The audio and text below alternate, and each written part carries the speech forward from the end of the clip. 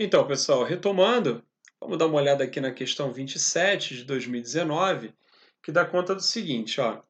China e Índia são dois gigantes que possuem inúmeras semelhanças, como, por exemplo, o fato de serem os países mais populosos do mundo e fazerem parte dos chamados BRICS. Lembrando que BRICS é um acrônimo, que surge em 2001, sem o S, né? Era apóstrofo S, na verdade, porque ainda não contava com a África do Sul, tá certo?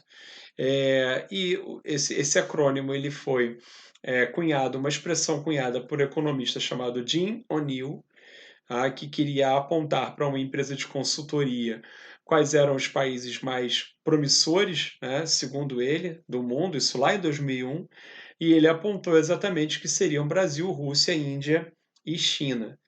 Os países acabaram se apropriando desse acrônimo e usam esse acrônimo até hoje.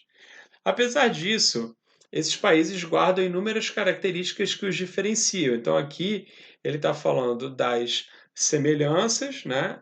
Mas também das diferenças que existem entre China e Índia. Então, a questão é aqui, ó. Sobre as diferenças entre esses dois gigantes, podemos destacar os fatos de que, enquanto a Índia baseia sua matriz energética no petróleo e na energia nuclear, a China prioriza o gás natural e o carvão mineral. Não, pessoal, as duas priorizam o carvão mineral, tá certo? As duas priorizam o carvão mineral. A China implantou, e outra, né? A China vem investindo bastante também em geração hidrelétrica. A China implantou o rígido programa de controle da natalidade, sim, isso é verdade, né? A política do filho único, que foi recentemente flexibilizada para 2 filhos. A Índia não tem demonstrado a mesma preocupação ao longo das últimas décadas. Verdade. A Índia não tem controle de natalidade nenhum, então a 2, ok. A China dispõe de uma maior diversidade cultural. A Índia possui uma cultura milenar, o que lhe garante homogeneidade. Não, a gente viu, inclusive, acabamos de ver no vídeo sobre o mundo indiano, que são mais de 20 idiomas, a diversidade étnica e linguística é enorme. Há uma certa homogeneidade religiosa, né? Que é a seguir o hinduísmo. Não, a 3 esquece, ficamos só com a 2 até agora. E 4. O modelo econômico chinês privilegiou a produção industrial. A Índia está se convertendo numa economia de serviços, na qual se destacam setores como a tecnologia, e é perfeito. Inclusive aqui os tecnopolos, né? E a China, como a gente sabe, é uma plataforma de produção, que privilegia a indústria. Então é isso aí. As certas aqui então são a 2 e a 4. Vamos ver o gabarito? É isso mesmo, tá? 2 e 4, letra D. Tá certo? Bom, vamos ver mais uma questão? Questão 25 fala sobre a OMC, né? Então, ó, ao final da reunião ministerial da Organização Mundial de Comércio, a sensação foi de desalento, falando do ex-ministro das Relações Exteriores do Brasil, Celso Amorim. É uma pena, pois para qualquer observador externo seria inacreditável que depois do progresso alcançado nós não conseguimos chegar a uma conclusão. Está falando aí de negociações frustradas, especificamente sobre a rodada de Doha, né? Então, essa foi uma característica da, dessas negociações, elas criaram uma expectativa muito grande e a consolidação, né, foi muito aquém daquilo que a gente imaginava, as pessoas esperavam. Então, ele diz o seguinte: ó, o fracasso atribuído por Celso Amorim e Mike Froman às sucessivas negociações acerca do comércio internacional de commodities e de bens industrializados deve-se principalmente pelo fato de que, e aí o gabarito vai ser letra C, ó, o tema da liberalização do comércio agrícola e de bens não agrícolas continua a figurar como um entrave político nas relações de comércio entre os países desenvolvidos e os países em desenvolvimento. Tá? Então, a questão, sobretudo, pessoal, dos subsídios agrícolas, tá? Que é aquela ajuda governamental que os países, desenvolvidos, todos os países, na verdade, né? A grande maioria, mas os países desenvolvidos, eles dão muitas regalias para os seus agricultores, né?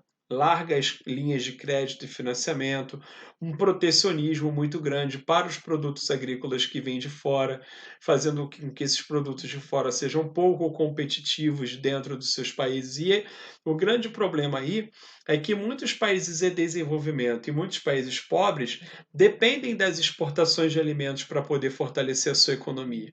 Mas os países desenvolvidos não aceitam flexibilizar essa relação. Então, isso é uma das principais questões dentro da OMC, dentro da Organização Mundial do Comércio. Certo? Fácil. Vamos dar uma olhada nas outras opções. Ó.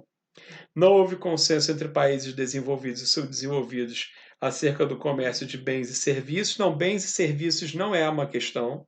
Né? Apesar da gente estar tendo, né, uma tendência de aumento dos protecionismos, tá? No mundo, isso é mais recente, né? A questão é de 2017. Nos últimos anos aí a gente vem tendo um aumento do protecionismo. Comércio de bens e serviços nunca foi um problema, tá? Até porque as empresas elas querem vender, né? As empresas querem vender os produtos industrializados e querem vender os seus serviços. Tá? Então, isso não é uma questão.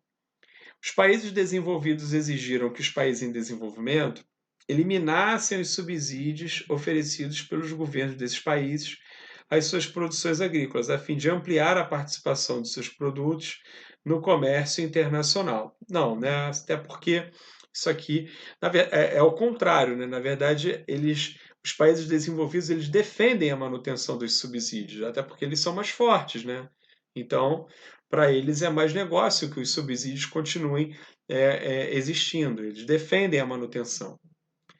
Não houve consenso acerca da redução de emissão de gases de efeito estufa e do comércio mundial de créditos de carbono.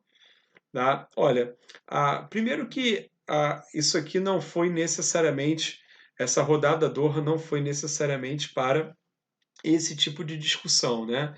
Na verdade, o crédito de carbono ele foi uma estratégia que foi criada, né, para amenizar a, a emissão de gases de efeito estufa, tentar amenizar a emissão de gases de efeito estufa com efeitos compensatórios. Né? Então, se eu promovo grandes emissões de gases de efeito estufa, eu compro crédito de carbono de quem faz reflorestamento e tal, para poder limpar minha barra. Então, isso aqui, na verdade, o crédito de carbono é um mecanismo, né, que foi acordado entre os países para justamente os países que emitem mais crédito, mais dióxido de carbono, mais monóxido de carbono, mais poluentes, né, na atmosfera, podem compensar exatamente essa poluição com os créditos de carbono.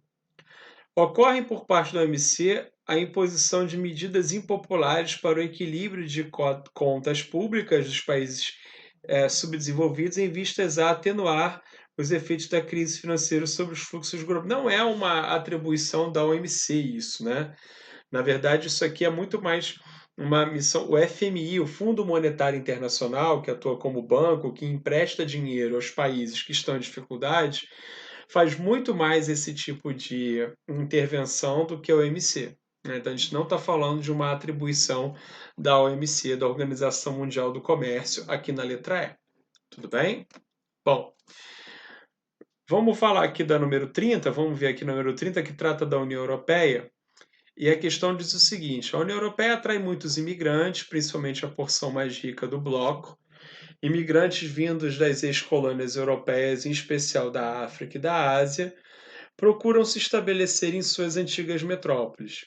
Então há um vínculo histórico-cultural aqui que acaba levando os emigrantes para o país que colonizou a sua terra. Né? Então, principalmente por conta da barreira da língua. Né? Então, se o sujeito, por exemplo, é nigeriano, ele tende a ir para a Inglaterra. Se o sujeito é do Senegal, ele tende a ir para a França, e assim sucessivamente. Também é significativa a imigração dos países mais pobres do leste europeu para a porção mais rica da União Europeia. A gente está falando aí de dois pontos de fluxos de imigração e refugiados, né? A África e o leste europeu. A questão é a seguinte: sobre a questão imigratória na Europa, na União Europeia, podemos afirmar que, O espaço Schengen, que é um acordo, né, constituído lá na década de 1980 e que garante a livre circulação de pessoas entre os países membros, né, dentro da Europa, é constituído por todos os países que compõem a União Europeia, foi implantado em 1975 e prevê o fim do controle das fronteiras e a livre circulação de pessoas entre os países membros, né? O espaço Schengen ele não é constituído por todos os países que compõem a União Europeia. Há vários países que não estão na União Europeia e que fazem parte do espaço Schengen. Tá? A livre circulação de pessoas entre os países da União Europeia tem se mostrado um problema. Por isso, os membros tentam impedir qualquer fluxo migratório. Não. Reparem que o que ele está colocando aqui em cima não tem nada a ver com o espaço Schengen, não tem nada a ver com o que é abordado na número 2. Porque ele não está falando da circulação interna dentro da Europa, ele está falando da circulação externa. Ou seja, a circulação de imigrantes que vêm de fora. 3. Em virtude da imigração magrebina, ou seja, que vem do Maghreb, norte da África, uma das principais comunidades muçulmanas na União Europeia encontra-se na França. Isso é real. Pega a Argélia, por exemplo. A sua presença funciona como pretexto para campanhas públicas de cunho xenofóbico. Sim. Né? Aqui sim. Aí você pega no norte da África, que é o Maghreb, vai ter de ex-colônia francesa, como ele coloca ali, a Argélia, o Marrocos, tá? Que sem dúvida nenhuma, como está colocando no texto, acaba gerando imigrantes para a França. Do ponto de vista econômico, o fluxo de imigrantes tem impactos positivos, pois ameniza o envelhecimento da população. Sim, isso é real. É inclusive por conta disso que a Alemanha tem uma postura um pouco mais flexível com relação aos imigrantes. Então, em vários países da Europa, onde a taxa de fecundidade é muito pequena, o envelhecimento da população está se transformando em um problema, muitas vezes o imigrante acaba se tornando a solução. 5. Os fluxos imigratórios têm grande impacto demográfico na União Europeia, visto que a maior parte do crescimento populacional do bloco não decorre do crescimento vegetativo, e sim dos saldos migratórios. Bom, a gente viu também, quando estava falando de União Europeia, que há um enraizamento do imigrante, né? E é exatamente entre os imigrantes onde tem as maiores taxas de natalidade, né? Além dessa questão que ele está citando aí do saldo migratório. Tudo bem? Então, o nosso gabarito vai ser letra E, tá certo? Vamos para mais uma bateria de questões.